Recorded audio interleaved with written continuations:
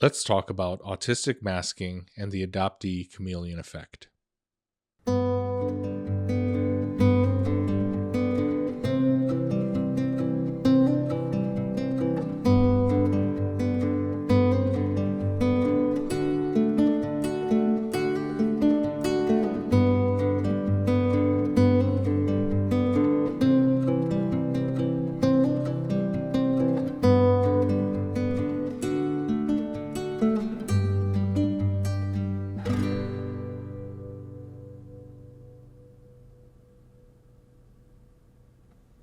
Hey folks, welcome to the Autistic Adoptee channel. As the channel name suggests, I am both autistic and I am an adoptee. And in this episode, we're going to be talking about autistic masking and the adoptee chameleon effect. And before we dive into the meat of the topic, I want to start with a disclaimer. And the disclaimer is that everyone embodies some or all of these traits at one or more or many points in their lives. The difference is that for autistic people and for adoptees, the difference is in how consistently and to what extent these traits are embodied. And most importantly, how much energy is devoted to these traits. How much anxiety do they cause? How draining are they? How hard is it to maintain these traits and to embody them and present them and exhibit them? For autistic folks, this can often lead to meltdowns, full-on meltdowns or shutdowns. I personally skew towards the shutdown end of the spectrum, not the meltdown, but I tend to just have these shutdowns where I'm barely functional. For adoptees, the embodiment manifestation of these traits and the effort in maintaining them can often lead to harmful behaviors. And I'm not just referring to self-harm, although that's certainly a possibility, but to just doing things, performing behaviors that that are harmful, that we might not ordinarily even think to do or definitely not want to do. So with that said, let's start with autistic masking. At a high level, autistic masking is the suppression of autistic traits and tendencies, the intense observation and study of the preferences and expectations of the people around us, and then a very careful crafting and controlling and adjusting, the constant micro adjustments to the way that we present ourselves to the world. So what I mean by starting with the suppression of autistic traits, so some that can manifest in terms of things like entirely suppressing or just simply modifying how we stim, like modifying our stims to something that is more quote unquote socially acceptable or less disruptive to the holistic people around us, or not performing the stims at all. It can look like suppressing autistic traits can look like making an effort to avoid info dumping. Like, for instance, if you get in a one-on-one conversation with me and we touch on a topic that I know a lot about or that I have a particular interest in, especially if it's one of my special interests, you might be in for an extended monologue in which I dump every bit of information that's percolating in my brain about that topic. I might dump it all over you. It could look like suppressing our autistic traits could look like attempting to engage in small talk, because small talk is one of those things that most autistic folks find incredibly uncomfortable and or find that we are incredibly bad at. And so in spite of our discomfort, in spite of our lack of skill and facility with it, we might force ourselves into those small talk situations regardless. It can look like suppressing our reactions to painful or uncomfortable stimuli. And by that, I mean things like lights or certain smells or certain sounds or certain tactile sensations, how things feel, how things taste. We when we hit our sensory triggers, if we're masking, we might seriously downplay how much it is affecting us. And then another way that it might manifest, the suppression of autistic traits might manifest is in group settings, trying to focus on the entire group and ignoring our tendency towards trying to focus on a single person and or a single topic. Hopefully, in an ideal situation, be a single person, single topic, and we talk about that, and then the topic changes, and then we talk about that. But it's not the group chaos of multiple threads of conversations going on all at once, and people talking over each other, and people responding to something that was said a few minutes ago because they just had another idea, and so they jump back into the fray with it, and this, that, and the other thing, and everything's going on all at once, and that kind of chaos, right? So trying to and burning so much energy trying to focus on all of these things happening at once, instead of identifying that single person, single topic that would make us most comfortable in that situation.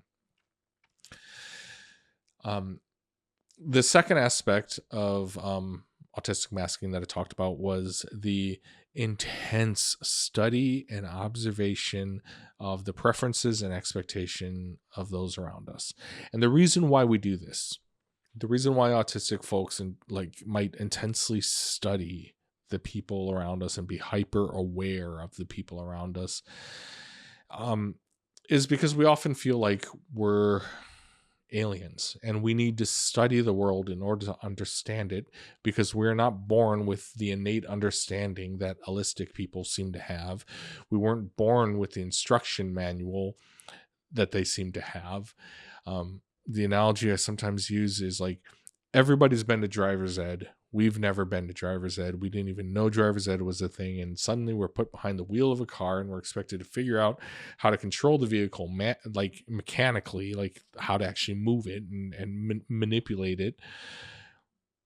But on top of that, we're expected to know the rules of the road. We're supposed to know driving etiquette. We're supposed to understand how a four-way stop works. We're supposed to understand what every road sign means and all those symbols and words and everything else. And we're supposed to understand that it's generally acceptable to break the speed limit.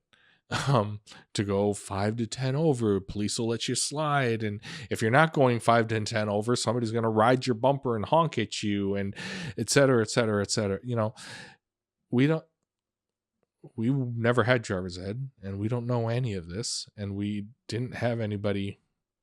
So that's the analogy that I often use. And so what we end up doing is then we intensely study the other drivers, and we try to do what this car next to us is doing, and we try to, it's that sort of a thing, right? But this intense study of the world around us and the people around us, more importantly, the people around us, this intense study can lead to hypervigilance and overanalysis.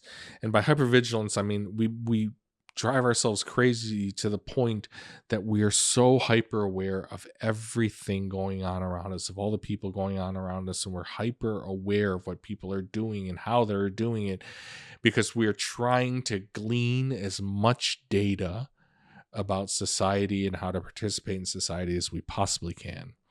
And then we can lead into this, that overanalysis, that spinning and spinning and spinning. Oh my goodness, Did I stare too long? Did I break this rule? This person's rules seem to be different from this person's rules, but they get along with each other, but they don't get along with me, and why? And blah.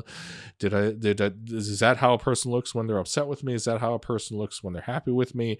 Is that how, what did I do? What did I say? What didn't I do? What didn't I say? And that's spinning over and over and over, that over analysis, that analysis paralysis, right? And that, and this study, this intense observation of people and the rules and society at large and everything else, then leads into the third aspect of masking, which is the careful crafting and controlling and adjusting of how we present ourselves to the world. It's like that joke in, oh, you like my personality? I made it just for you. It's sad, it can be things like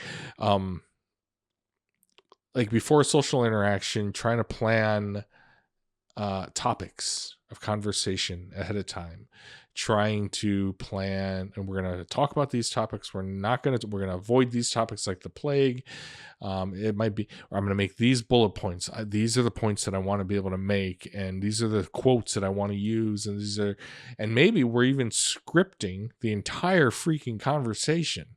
Maybe we're scripting the entire thing in our heads before the social interaction.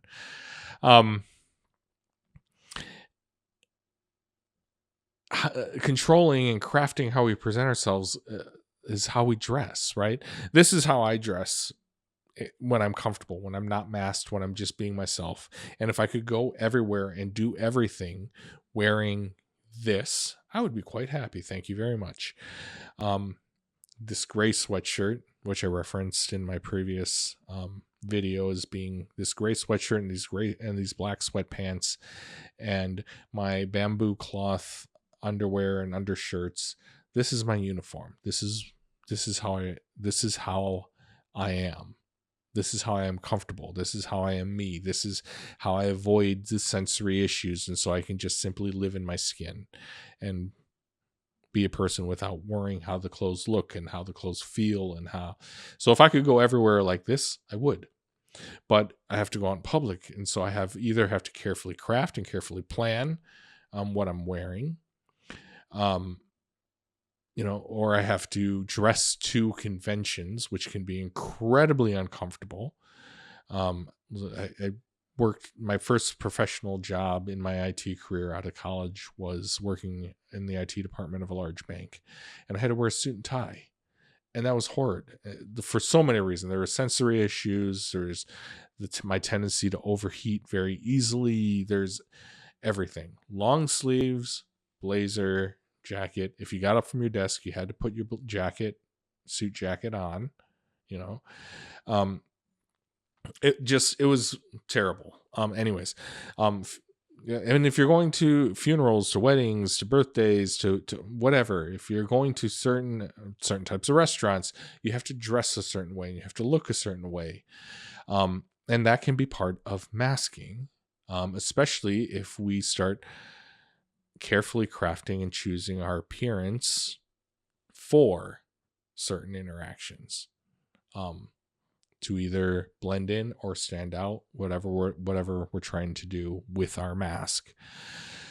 It can be things like adopting behaviors or going along with groups, with a group or a person. It can be taking on other people's interests or taking on a group's interests so that you will be able to be socially acceptable. We do this a lot at work. It can be planning questions to engage other people so that they don't engage us, so they don't question us, and so that we don't have to share anything personal about ourselves, but we can still show interest in the other person, or trying to control the interactions in a way that is more comfortable for us. That's kind of autistic masking, kind of in a nutshell. That suppression of traits, that observation, that intense study of other people and society at large, and then carefully crafting how we present to the world. The chameleon effect for adoptees, the adoptee chameleon effect, has some similarities and has some differences. It shares that observation of preferences and expectations of those around you. And hypervigilance is an incredibly common trait in adoptees. But it's often it's driven by the fact that adoptees innately, even adoptees that don't know that they're adopted, they often know that they don't belong, right? We know. So even if we know we're adopted, even if we don't, we often know that we don't belong, right? And so that drives the hypervigilance.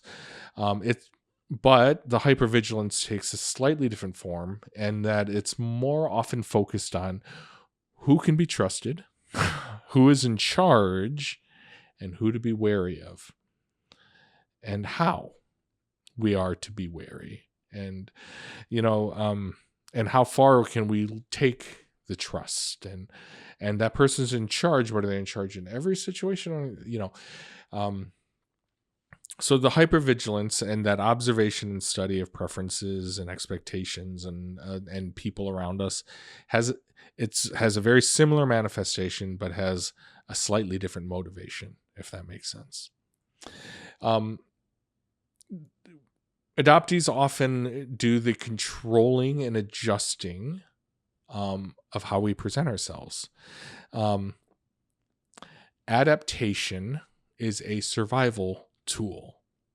By adapting to the situation we're in, by fitting in as best as we can, because we know we don't belong, by being able to adapt to certain scenarios, it makes it less likely that we'll be rejected. Most adoptees have some degree of abandonment issues, right? They've either been abandoned by their bio family, or they've been abandoned by their bio family and this foster family, and they went through this orphanage, and they went through this foster care system, they were in this group home, etc., etc.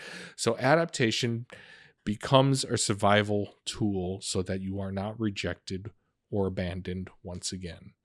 And then the third aspect of the chameleon effect that's often, and there's many more aspects, just like there's many more aspects to masking. I'm just giving a high level overview here. A third aspect of the chameleon effect for adoptees is lying. Deception, just like adaptation, deception is a survival tool when you are a child in an uncertain situation. And so the lying can take a number of forms. It can be to avoid being blamed for something, whether you did it or not. It can be to avoid blame and consequences, and again, trying to avoid that further rejection, that further abandonment, right? Or it can often be done to create a backstory and or credentials that we don't really have. It can be done to fill in the gaps of knowledge that most people have that adoptees don't. And as an example of those last two subpoints, when I was in, I was in like fourth grade or maybe fifth grade, probably fourth-ish, third, somewhere in elementary school, I had this story that I would tell people, that my parents, my bio parents, my biological family was killed in the Korean War. And which wasn't possible because the Korean War was 15 years before I was adopted. A child's understanding of history, right? Was killed in the Korean War. They were killed in the Korean War, that they were fleeing a battlefield. Their village had been attacked and they were fleeing the battlefield, and the covered wagon, My history was suspect as a child. And the covered wagon that they were in got blown up. And that's why I was an orphan. Because I don't have that backstory. I don't have that knowledge of my ancestry. I can't say that my family has been here for X number of generations, and before that they came from this country, and I can trace my lineage back to royalty. I don't have that knowledge. And when kids are sitting around and talking about what their great grandpa did and the great family story that they were told at the last Christmas that they saw their grandparents and blah, blah, blah. They're sitting around talking about that, and I don't have that. So I created it. So I call it storytelling, but there is some flat out lying that many adoptees find themselves doing to avoid accountability, to avoid rejection, to avoid abandonment, to whatever.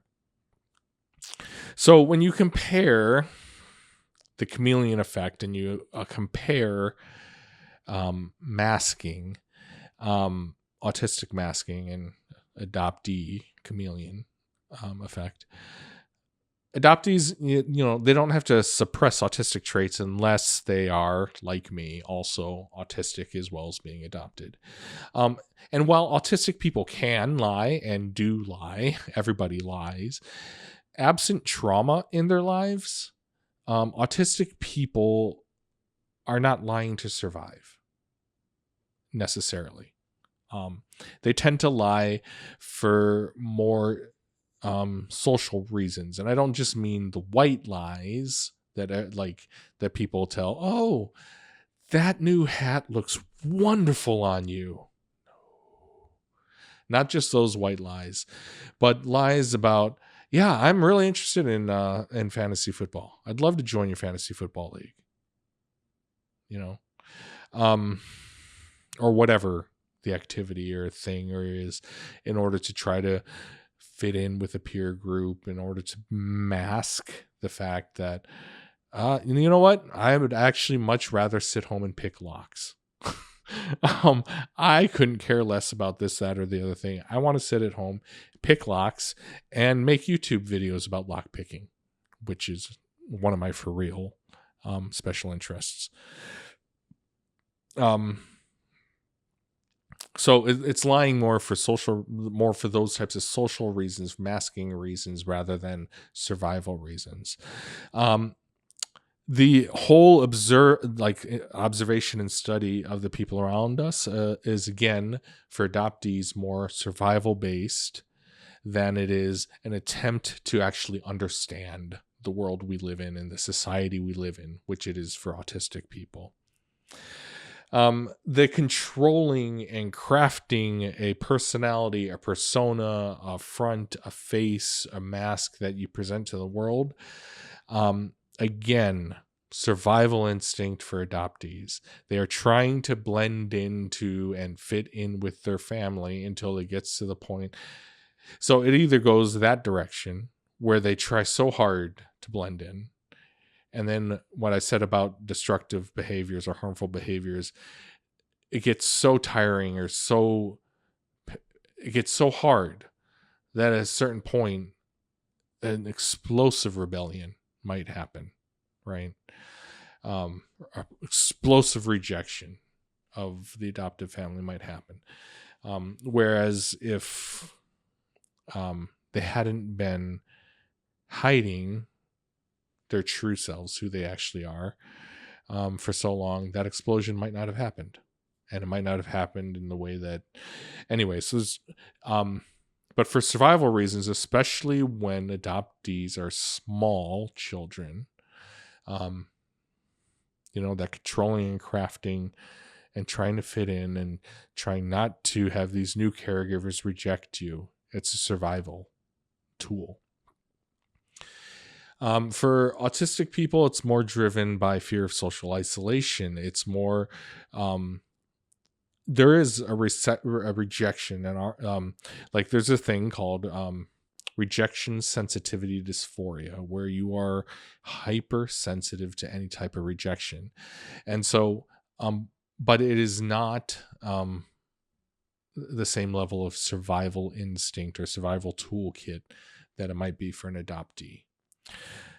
So basically, the overlap is pretty clear. I mean, there's a lot of overlap between masking and the chameleon effect. There's a lot of overlap. And for someone like me who's both autistic and adopted, I actually struggle to separate what things are masking and what things are me being a chameleon, and how they overlap. And I struggle to separate them. They overlap so much and they are so entwined that it's really hard for me to kind of parse them out and say, I do this because of masking. I do this because of chameleoning. New verb. You know, it's hard. And for both autistic people and for adopted people, masking and the chameleon effect often lead to post-traumatic stress. I try to avoid absolute statements, but I'm going to make one. I'm going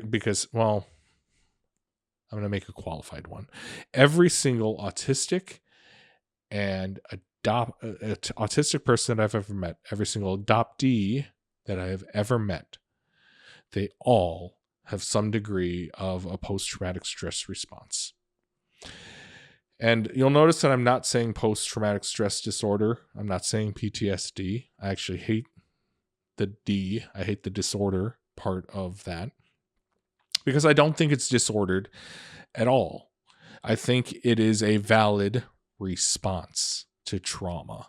I think if you take any allistic or any non-adopted person and you put them in intense stress, and especially prolonged intense stress, which can often lead to complex CPTSR, complex post-traumatic stress response. You put people in any pressure cooker like that, subject them to that level of stress over that period of time, they're going to have the exact same freaking responses. It is a response. It is a normal response to stress. It is not a disordered response. It is not disordered. It is not a disordered response to stress. It is a perfectly normal response. So I try not to say PTSD or post-traumatic stress disorder or CPTSD. Instead, post-traumatic stress response or complex post-traumatic stress response, if you want to go that route. Although CPTSD is not an official diagnosis in the DSM. Anyways, that rant aside, sorry. I rant a lot, apparently. It's both suffer, adoptees and autistic folks, the act of masking and having to mask your entire life. I've been masking for 52 years, right? Trying to maintain that chameleon effect and trying to constantly mimic and adapt to every survival situation for an adoptee, or for every social situation or family situation or group home situation or foster situation or orphanage situation, whatever. For adoptees, I have yet to meet one autistic person or one adoptee that did not have a post-traumatic stress response. But the good news is this: in both scenarios, understanding your behavior and the reasons for your behavior, understanding, oh my goodness, I've been masking for 50. I just banged the microphone. I'll mute that if that was too loud. In both scenarios, understanding that, oh, I've been masking for 52 years, or because of my adoption trauma, I've been this chameleon, constantly blending in everywhere that I go, and it's tiring. And and masking is tiring, and being a chameleon is tiring. And this, if you can remember, like, realize and understand this behavior is this, and this behavior is that, and this behavior I do for these reasons, that level of self-understanding allows you to make conscious, healthy decisions about keeping the behaviors if they still benefit you, or working to mitigate or eliminate them if they're no longer working for you. I keep talking about the way that I dress because I'm on video and it's visual, and it's the most obvious visual thing about me that I can point to. But knowing that putting on clothing is often like putting on armor to go out into a world and trying to navigate a world that isn't made for me. So dressing a certain way to fit in a certain way, whether that's masking or whether that's the chameleon effect, it doesn't matter. I understand it now, and I give myself permission not to do it, or I make the conscious choice to do it, based on what I'm trying to achieve at any particular moment. But understanding this about yourself, understanding whether or not you're masking, understanding whether or not you are exhibiting the chameleon effect, understanding it, and then being able to make a conscious decision, make choices for yourself, healthy choices, on whether or not to continue behaviors or not. So anyhow, sorry for the little rant, or any other points that I got ranty, but I hope that this was useful for you. And if you have any of your own examples or revelations or anything about masking or the chameleon effect or both, and how they've impacted your life, and most importantly, how you've mitigated them, please leave that down in the comments, and give us a like and a subscribe for the channel if you liked the video. But yeah, leave a comment about your own experiences with it and how you've made healthy choices about it later in life, or once you've realized that I was masking. Here's a healthy choice I can make not to mask, or here's a healthy choice I can make to mask to avoid social consequences, or whatever it is. Whatever your experiences are, please leave them down below. Thank you very much for hanging out with me. Hey folks, thanks for watching. If you liked the video, remember to drop a like and leave a comment or a question down below. If you're new here, subscribe and ring the notification bell for more content like this. Until the next video, keep living your best life and know that you deserve it.